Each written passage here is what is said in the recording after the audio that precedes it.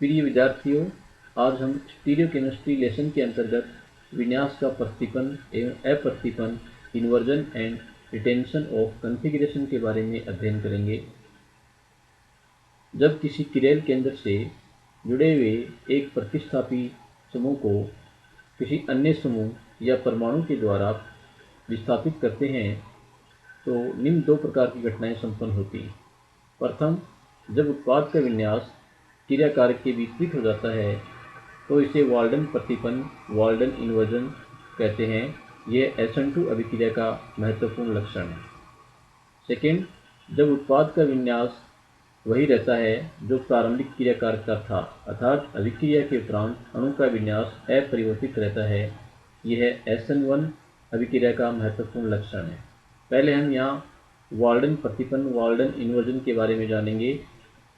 जब किसी रासायनिक अभिक्रिया में किरेल कार्बन परमाणु से बंधित परमाणु या समूह का किसी अन्य परमाणु या समूह द्वारा प्रतिस्थापन किया जाए तो उत्पाद में किरेल कार्बन परमाणु के विन्यास का प्रतिपन हो जाता है, अर्थात किरेल कार्बन परमाणु का विन्यास उल्टा हो जाता है, विपरीत हो जाता है।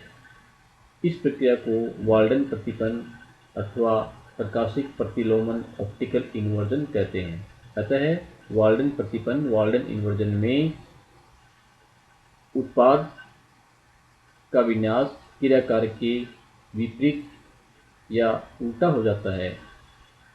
जब किसी किरेल कार्बन युक्त ध्रुवण घूर्णक यौगिक का वाल्डन प्रतिपन होता है तो उसका दर्पण प्रतिबिंब प्राप्त होता है, जिसके फलस्वरूप डी विन्यास वाले यौगिक से एल विन्यास वाला यौगिक एवं एल विन्यास वाले यौगिक से डी विन्यास वाले यौगिक प्राप्त होते हैं। जैसा कि यहाँ प्रदर्शित किया गया है कि जब मैलिक एसिड का D+ मैलिक एसिड को PCl5 की अभिक्रिया कराते हैं तब यहाँ पर एल क्लोरोसक्सिनिक अम्ल बनता है, अर्थात डी विन्यास वाले यौगिक से एल विन्यास वाला यौगिक बनता है।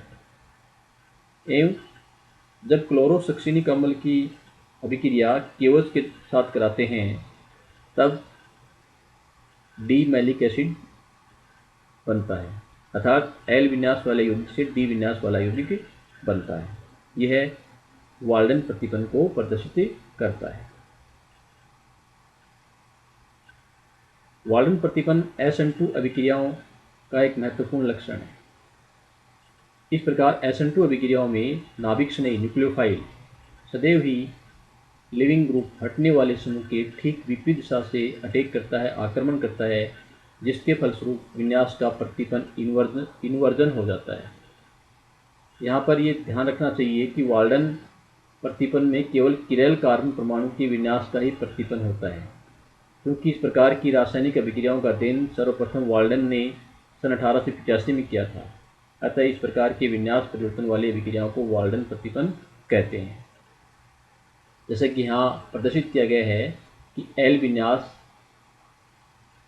से डी विन्यास वाला यौगिक बनता है। यहाँ पर SN2 अभिक्रिया में आने वाला न्यूक्लियोफाइल जाने वाले समूह लिविंग ग्रुप के विपरीत दिशा में अटैक करता है, अर्थात अणु के पीछे से आक्रमण करता है और एक ट्रांजिशन स्टेट बनती है यहाँ पर, जिसमें न्यूक्लियोफाइल पूर्ण रूप से जुड़ा हुआ नहीं होता है और जाने वाला समूह पूर्ण रूप से बंद टूटा हुआ नहीं होता है। इस पोजीशन में अणु है वो समतलीय प्लेनर होता है और जुड़ने वाला नाभिक स्नेही व जाने वाला हटने वाला समूह उसके दोनों ओर लंबवत पोजीशन में होते हैं। जैसे ही जाने वाला समूह हटता है न्यूक्लियोफाइल जुड़ जाता है और अणु चतुष्फलक की संरचना का हो जाता है। इस पूरी प्रक्रिया में अणु का विन्यास ठीक उस प्रकार उलट जाता है जैसे तेज आंधी में छतरी अम्ब्रेला उलट जाता है।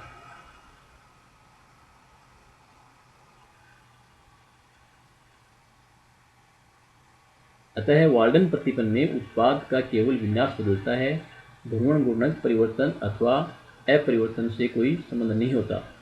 उपरोक्त अभिक्रियाओं में वाल्डन प्रतिपन के साथ साथ ध्रुवण घूर्णक भी परिवर्तित हो जाता है, जो मात्र केवल एक संयोग ही होता है।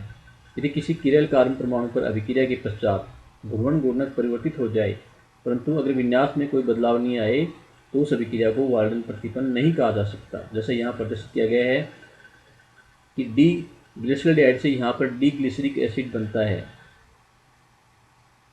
इसमें दोनों का विन्यास है वो समान है।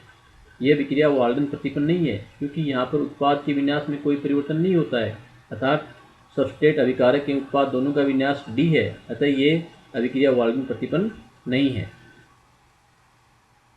नेक्स्ट, विन्यास का अपरिवर्तन, रिटेंशन ऑफ कॉन्फ़िगरेशन। जब उत्पाद का विन्यास अभिकारकों के समान होता है तब उसे अप्रतिपन्न या रिटेंशन कहते हैं। किसी रासायनिक अभिक्रिया में विन्यास अपरिवर्तन निम्न दो दशाओं में संभव होता है। पड़ोसी समूह का योगदान, नेबरिंग ग्रुप पार्टिसिपेशन। कभी कभी न्यूक्लियोफाइल अभिक्रियाओं में पड़ोसी समूह भाग लेकर के किरल कार्बन परमाणु के विन्यास को परिवर्तन को रोक देते हैं। जैसा कि यहाँ प्रदर्शित किया गया है कि इस अभिक्रिया में CO समूह COO- कार्बोक्सिलेट समूह अभिक्रिया में भाग लेकर किरल कार्बन परमाणु के विन्यास के परिवर्तन को रोक देता है और संपूर्ण अभिक्रिया दो स्टेप में संपन्न होती है। विन्यास प्रतिपन्न दो बार होता है, फर्स्ट स्टेप और सेकंड स्टेप, जिसके फलस्वरूप उत्पाद का विन्यास अभिक्रिया के जो क्रिया कारक है उसके समान ही रह जाता है, अर्थात उत्पाद का विन्यास अभिकारक के समान रहता है। सेकेंड, SN1 अभिक्रिया। एल्कोहल की जब थायनिल क्लोराइड के साथ क्रिया होती है तो वह इस विधि द्वारा संपन्न होती है। जैसे कि यहाँ प्रदर्शित किया गया है, यह अभिक्रिया SN1 मैकेनिज्म क्रिया विधि द्वारा संपन्न होती है तथा इसमें कार्बोकेटाइन बनता है। क्योंकि यहाँ एक मध्यवर्ती अणु में क्लोराइड आयन आंतरिक रूप से कार्बन परमाणु पर न्यूक्लियोफाइल आक्रमण करके उत्पाद देता है, अतः SNI सब्स्टिट्यूशन न्यूक्लियोफिलिक इंटरनल क्रियाविधि दर्शाता है। अतः SN मैकेनिज्म भी है, इसके द्वारा भी यहाँ पर विन्यास का अपरिवर्तन को प्रदर्शित करता है। नेक्स्ट, रेसिमीकरण। जैसा कि हमने पहले भी इसके बारे में चर्चा की थी, यदि कोई ध्रुवण घूर्णक यौगिक रेशमिक मिश्रण में परिवर्तित हो जाए तो उस प्रक्रिया को रेसिमीकरण कहते हैं। यदि कोई ध्रुवण घूर्णक रेशमीकरण पर अपनी संपूर्ण ध्रुवण घूर्णकता समाप्त कर दे तो इसे पूर्ण रेशमीकरण कहते हैं, और यदि इसकी आंशिक ध्रुवण घूर्णकता नष्ट होती है तो इस प्रक्रिया को आंशिक रेशमीकरण कहते हैं। अर्थात वह प्रक्रिया जिसमें कोई ध्रुवण घूर्णक ऑप्टिकल एक्टिव यौगिक रेशमिक मिश्रण में परिवर्तित हो जाए तो उस प्रक्रिया को रेशमीकरण कहते हैं। रेशमीकरण होता है तो इसके इनमें से कोई भी एक प्रक्रिया अवश्य होती है। असमित अणु से एक सम्मित मध्यवर्ती का निर्माण या अभिक्रिया के परिणाम स्वरूप यौगिक के कुछ अणुओं की विन्यास का प्रतिपन्न या प्रतिलोमन इन्वर्जन हो जाता है। जैसा कि यहाँ प्रदर्शित किया गया है, ऑप्टिकल एक्टिव 2-क्लोरोब्यूटेन के हाइड्रोलाइसिस अभिक्रिया को जो तनु HCl या तनु एस्टोसफोर की प्रेजेंस में संपन्न होती है। यह अभिक्रिया दो स्टेप में SN1 क्रियाविधि से संपन्न होती है।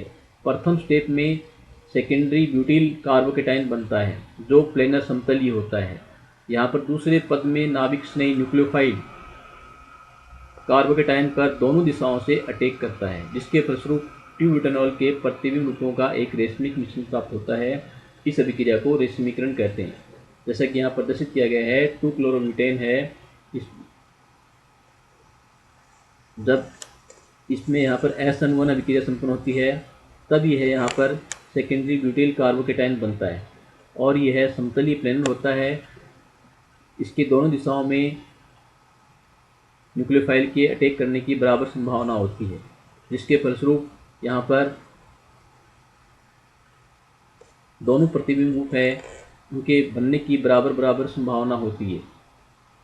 अतः यहाँ पर R ट्यूब्यूटेनॉल और S ट्यूब्यूटेनॉल बराबर मात्रा में बनते हैं, अर्थात प्रतिबिंब रूपों का जो रेशियो होता है वो 1:1 में होता है।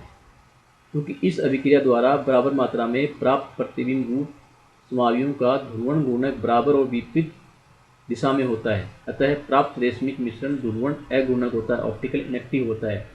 इस परिघटना को बाह्य प्रतिकार एक्सटर्नल कंपेंशन भी कहते हैं। अतः रेशमिक मिश्रण जो है वह ऑप्टिकल इनेक्टिव होता है, क्योंकि रेशमिक मिश्रण में डेक्स्ट्रोरोटरी दक्षिण ध्रुवण घूर्णक रूप व लिवोरोटरी वाम ध्रुवण घूर्णक रूप दोनों बराबर मात्रा में होते हैं।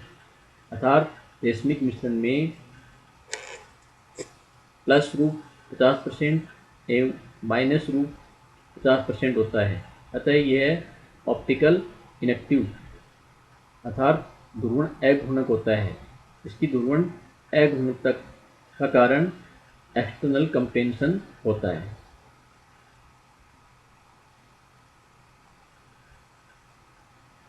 Thank you.